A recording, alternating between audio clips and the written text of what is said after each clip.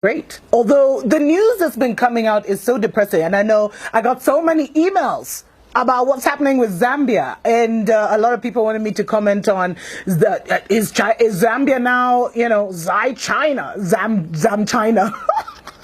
Actually, you guys, it's not even a funny story. Zambia is the first African nation to become a full Chinese colony, and we joke about some of these things, but what has happened is really, really tragic. And I warned you guys this is what was going to happen. But also this shows you that we're closer and closer to a major global war. Because I told you, the Europeans are not going to just sit back and let China take over Africa. Now, what has happened is that Zambia defaulted on a couple of loans. And so they lost their power company, Zesco, and that has been taken over by the Chinese.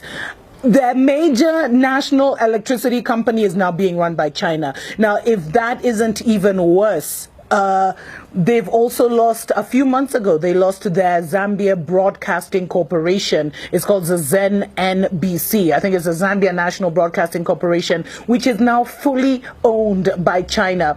And, the government has been denying that this is the case. They've been trying to play cute. They've been trying to play, like everything is okay. But they have actually been in secret talks over how their national electricity company would be taken over. This is crazy. Do you think an African country would be allowed to run China's national electricity company? And, it just shows you that China's neocolonial strategy is reaching ahead. I mean, it's reaching its climax. They've been doing this covert business for so long. And now, they've got their tentacles so deep inside. They've got their tentacles so deep inside that it's going to be hard for some countries to turn back. Now, what's happened is, their whole strategy is they encourage indebtedness. So, hey, they come with the money. They come with the money. They give you. Then they, once you default, they start to take over strategic assets because of failure of repayment. And you see, what China has done is they have studied countries that are corrupt. They have studied countries that, that are greedy, that have greedy leaders, which is most African nations. And that's why we find most African nations are in this situation. And then they kind of have this, their long-term outcome is the effective ownership of commanding heights of the economy. Remember, I did that thing on the Seven Mountains Prophecy, health, economy, etc., media, entertainment. So they come in, they give you a deal you can't refuse. They pour that money on you. They pour that money on you. They pour that money on you.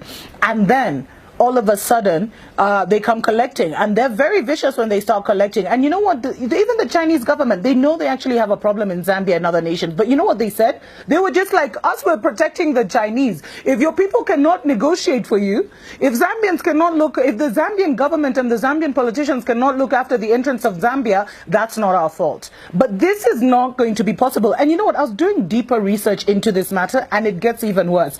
Now, Zambia's president was actually in China last week for the China-Africa summit, and I'll talk in the future about the $61 billion or $60 billion that the Chinese government allegedly gave to Africa with no strings. There ain't no free lunch.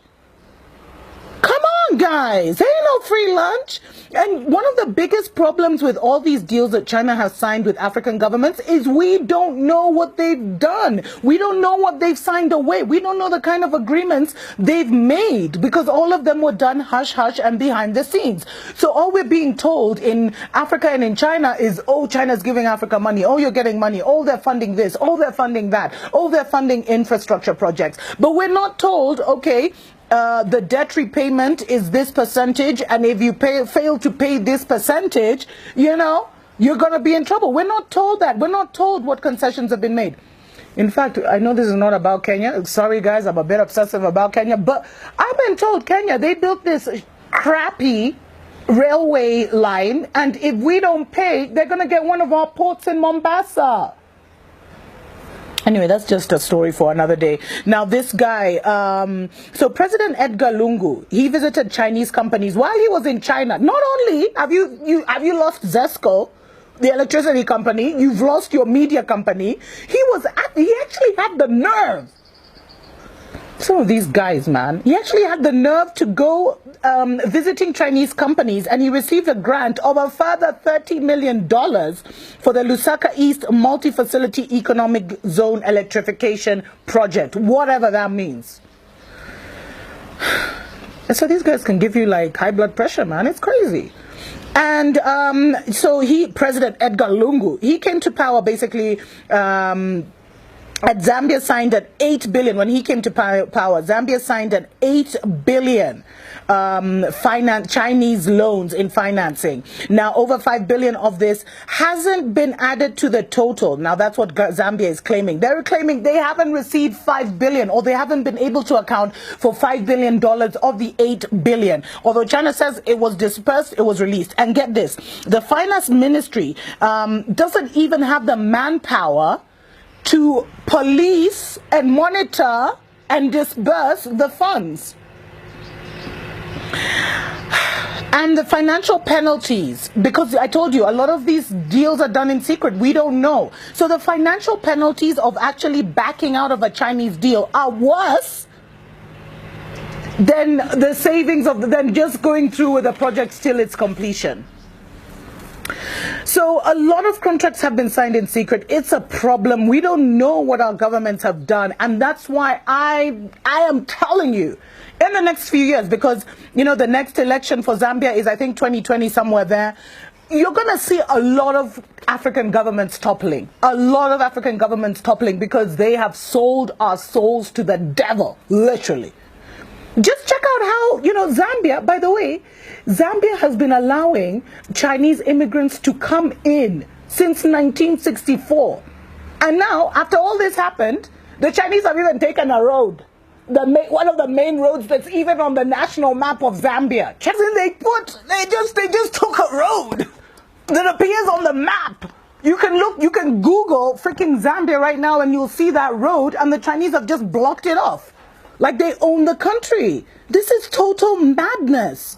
Seriously, what are our politicians doing? Yo, young Africans, we need to get it together. Like seriously, we need to get it together. We need to arise. We need to get out of our stupor, our slumber, our coma, whatever it is.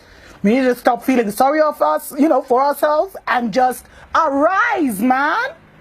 And fight for what is ours. I mean, this is what our grandparents fought for independence for. Many died and were tortured. And you know what?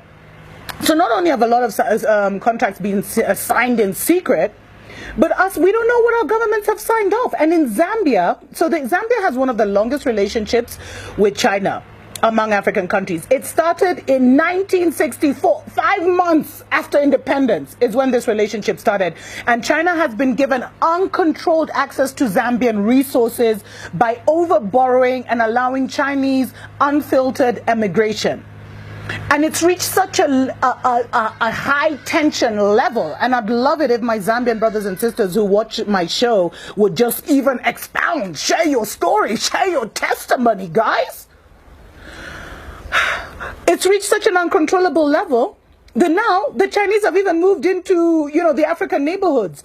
And they're creating tension. They're even selling maize on the streets.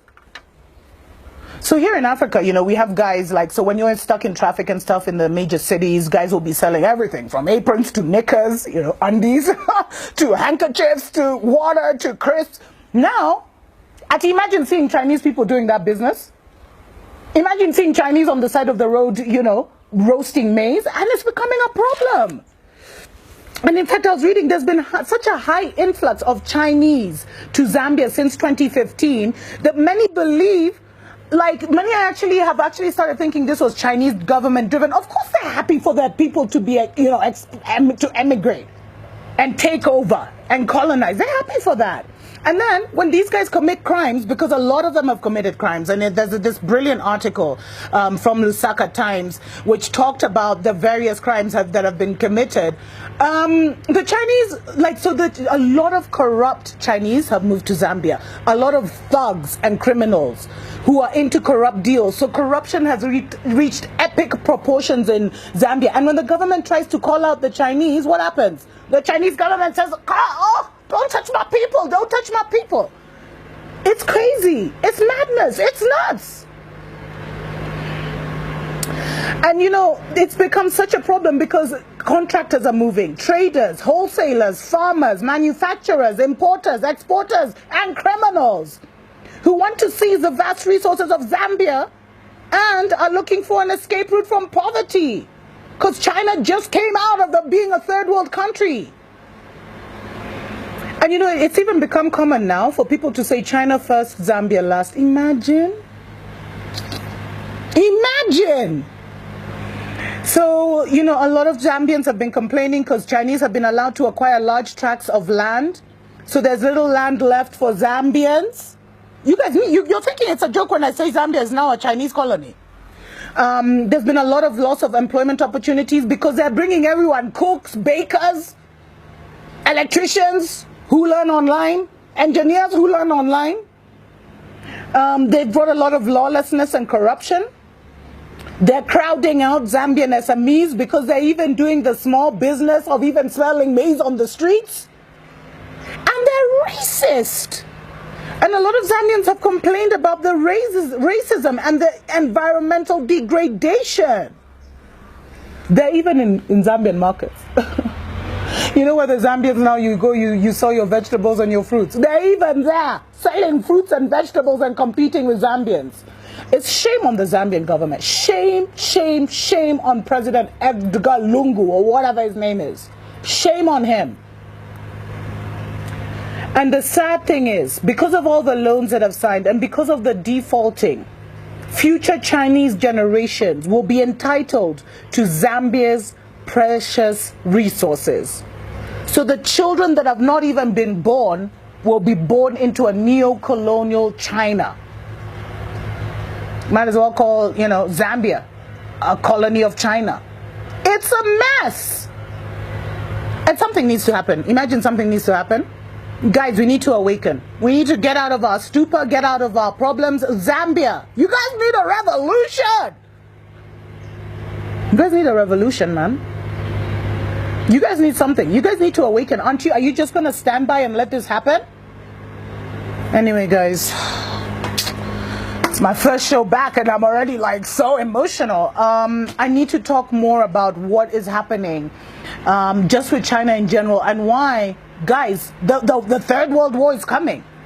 The Third World War is almost upon us, and I'll be sharing that in the next Africa Watch. God bless you. God bless your family. God bless Zambia. May liberation come to your shores. Wake up, Africa!